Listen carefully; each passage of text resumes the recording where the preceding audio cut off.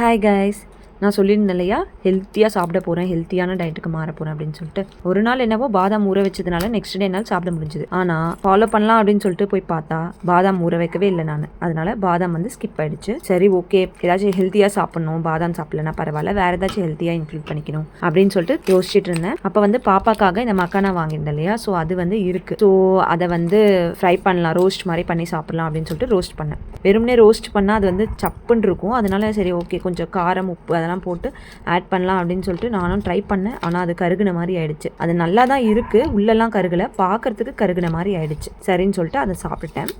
எங்கள் வீட்டுக்கு இந்த ஆண்டி எப்பயும் டெய்லியும் வருவாங்க. பாப்பா இந்த ஆண்டியை பார்த்தோன்னே ரொம்ப வெல்கம் பண்ணுவா, ஸ்மைல் பண்ணி சவுண்டெல்லாம் விட்டுட்ருப்பா. இவளுக்கும் நல்லா பழகிடுச்சு, அவங்களுக்கும் நல்லா பழகிடுச்சு. இவங்க 2 பேரும் நிறைய டைம் ஸ்பெண்ட் பண்ணுறாங்க. இவளுக்கு சாப்பிட வைக்கிறதுக்கு நான் ரொம்ப போராட்டம் பண்ணுவேன், வாயே திறக்க மாட்டா. ஆனால் இந்த ஆண்டி ஏதாச்சும் சொல்லிக்கிட்டு விளையாட்டு காமிச்சிட்டு இருந்தா கடகடன்னு சாப்பிட்ருவா.